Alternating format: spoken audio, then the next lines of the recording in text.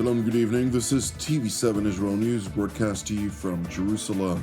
And in today's top stories, Israel dubs its offensive versus the Iranian proxy Hezbollah in Lebanon, Operation Northern Arrows. Prime Minister Benjamin Netanyahu asserts Israel's efforts to preempt any attack, while the IDF intensifies the rate of attacks against Hezbollah targets. Defense Minister Yoav Gallant urges Israeli citizens to heed the Home Front Command's directives. Israel is intensifying its offensive campaign against the Iranian proxy Hezbollah in Lebanon, with a clear goal of driving the terror group north of the Litani River, in accordance with UN Security Council Resolution 1701, to reinvigorate security throughout northern Israel that would effectively allow roughly 100,000 displaced Israeli residents to return to their communities. למי שעדיין לא הבין, אני רוצה להעביר את מדינות ישראל. אנחנו לא מחכים לאיום, אנחנו מקדימים אותו. בכל מקום, בכל זירה, בכל עת. אנחנו מחסלים בכירים, מחסלים מחבלים, מחסלים טילים, ועוד ידנו נטויה. מי שמנסה לפגוע בנו, אנחנו פוגעים בו וביתר שאת. אני הבטחתי שאנחנו נשנה את מאזן הביטחוני, מאזן הכוחות בצפון. זה בדיוק מה שאנחנו עושים. אנחנו משמידים אלפי טילים ורקטות שמכוונים לערי ישראל ולאזרחי ישראל. אנחנו עומדים בפני ימים מורכבים, ואני מבקש מכם, אזרחי ישראל, שני דברים. ראשית, להישמע להנחיות פיקוד העורף, זה מציל חיים. ושנית, לעמוד יחד, בנחישות, באחריות, וכמובן גם באורך רוח. יחד נעמוד איתן, יחד נילחם, ובעזרת השם, יחד ננצח. Since last month, on the 25th of August, when Israel preempted Hezbollah's intention to launch a massive attack against Israel over the targeted assassination of the Iranian proxy's top military commander, Fuad Shukr, the IDF has been preparing for a massive campaign to essentially degrade Hezbollah's overall capabilities south of the Litani River. Consequently, following Jerusalem's approval of a robust offensive dubbed Operation Northern Arrows, the IDF is intensifying its fire rate and expanding its target bank. אנחנו כאן במרכז האש בפיקוד הצפון לאחר יממות עצימות מאוד ומלאות בתקיפות. החל ממתקפת המנע, במהלך חודש האחרון ריכזנו מאמצים ומשאבים רבים במטרה לפגוע בארגון הטרור חיזבאללה. ביניהם מחסני אמל"ח ומאות משגרים בעשרות מרחבים שונים שכוונו לעבר מדינת ישראל. ביממות האחרונות עלינו מדרגה והגברנו את הקצב התקיפות שלנו. וכמו כן, גם את סל המטרות שלנו.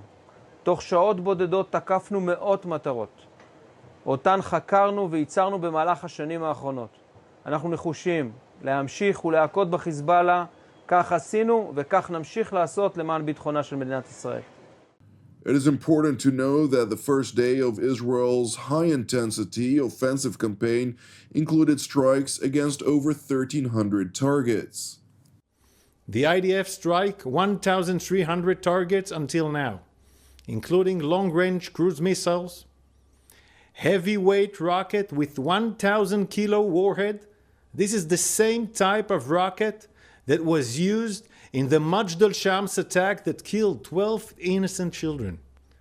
We also struck a short and medium-range rockets and UAVs, all capable of attacking deep inside Israeli territory and causing major damage to civilian towns and cities. It is important to know that since Admiral Hagari's public statement, over 1,000 additional strikes have been reported. Meanwhile, in accordance with international humanitarian law, the IDF has been providing Lebanese residents of villages subject to attacks with early warnings in an attempt to mitigate collateral damage. As part of our efforts to mitigate harms to civilians, we provided advance warning to civilians in specific villages in Lebanon where Hezbollah embedded its military assets and weapons and warned them to move out of harm's way. However, Even as we called on civilians to move away from danger, we saw that Hezbollah operatives were doing the opposite and acted to prevent civilian moving safety. This is because Hezbollah uses civilian population and civilian homes as a human shield for its terrorist activities. Today we exposed this strategy, showing how Hezbollah uses civilian homes as a cover for their deadly weapons. While the Israeli Air Force conducts highly sophisticated precision strikes against Hezbollah targets, including weapons caches that have been concealed in urban areas, secondary explosions of munitions stored have caused extensive damage to adjacent residential buildings. Behind every secondary explosions, there's a building containing deadly munitions, rockets and missiles, triggering such a reaction like you see here. It is likely that some of the casualties are from these secondary explosions. Here you can see a house used by Hezbollah to store its weapons. In the footage here following our strike on the weapon, secondary explosions can be clearly seen, and a rocket fired and hit a nearby house. Meanwhile, at the Defense Ministry's headquarters in Tel Aviv, Jerusalem's top defense official, following a security assessment at the IDF's Operations Directorate's Command and Control, highlighted Israel's achievements versus Hezbollah to date. אנחנו קבענו לפני שבועות אחדים העברת מרכז הכובד של צה"ל במערכה מגזרת הדרום אל גזרת הצפון. ובראש העניין הזה המטרה. והמטרה היא להחזיר בביטחון את תושבי הצפון לבתיהם. והשבוע האחרון מדגים היטב את מה שאני מדבר עליו. בשבוע אחד אפשר לומר שנסראללה נשאר בודד בצמרת במובנים רבים.